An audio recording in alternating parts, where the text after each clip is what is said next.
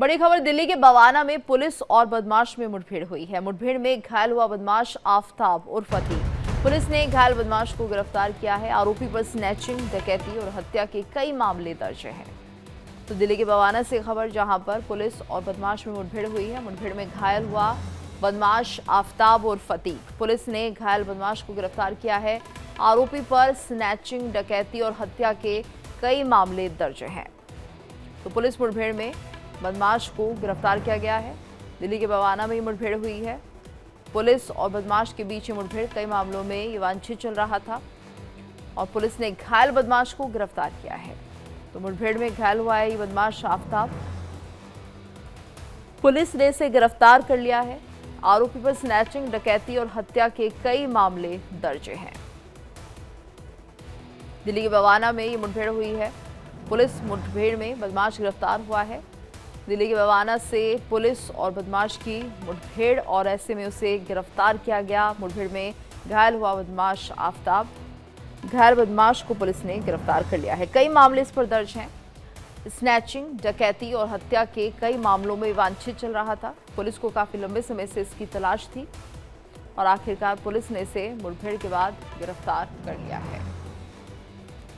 तो दिल्ली के बवाना से खबर है, जहां पर पुलिस और बदमाश की मुठभेड़ हुई है। और ज्यादा जानकारी के लिए बात करेंगे संवाददाता रजनीश से। रजनीश, कौन है ये बदमाश और कितने मामलों में वांछित चल रहा था?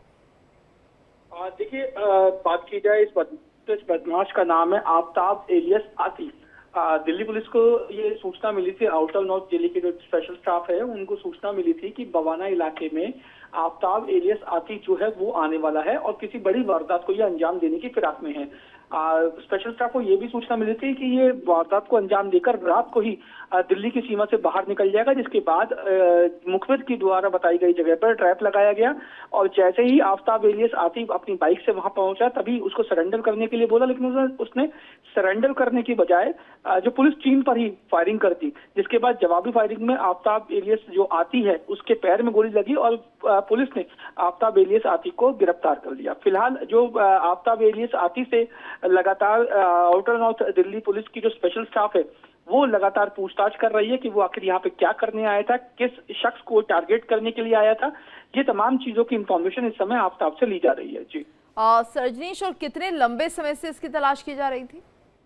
देखिए, स्पेशल स्टाफ को मुखबिर से सूचना मिली थी कि जो शख्स इलाके में उसने रंगदारी के लिए जो है फायरिंग की थी और जिस लूट के इरादे से ये लोग यहाँ पर घूम रहे थे, तो ऐसे में इन लोगों के बारे में जब मुखबिर से सूचना मिली थी कि आफताब जो एक लुटेरा है, शातिर लुटेरा, और जिसने फायरिंग की थी फिरौती के जो अंदाज से, तो वो आउटर नॉर्थ दिल्ली में आने वाला है, जिसके बाद ये पूरा ट्रैप लगाया गया और उसके बाद आफताब एलियस साथी को पकड़ लिया गया। जी रजनीश, बिल्कुल। और ऐसे में जिस तरह से दिल्ली पुलिस भी अब हमें लग रहा है कि कार्रवाई करती हुई दिखाई दे रही है, इस तरह की जो मुठभेड़ हो रही है और टारगेट है, क्योंकि बहुत ज्यादा क्राइम दिल्ली में बढ़ रहा है, ऐसे में एक तरह से दिल्ली पुलिस के लिए बड़ी कामयाबी है ये।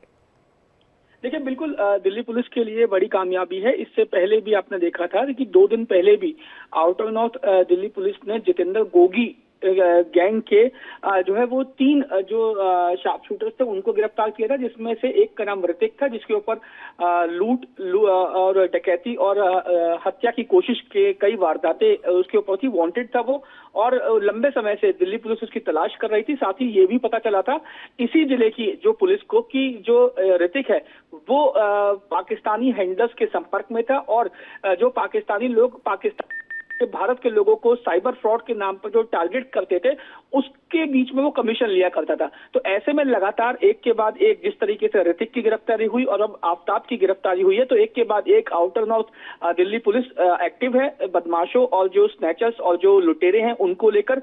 तो जाहिर तौर पर एक बड़ी कामयाबी के तौर पर दिल्ली पुलिस इसे देख रही है। धन्यवाद रजनीश इस पूरी जानकारी के लिए। तो पुलिस ने यहाँ पर बदमाश को पकड़ लिया है और आगे की जांच की जा रही है।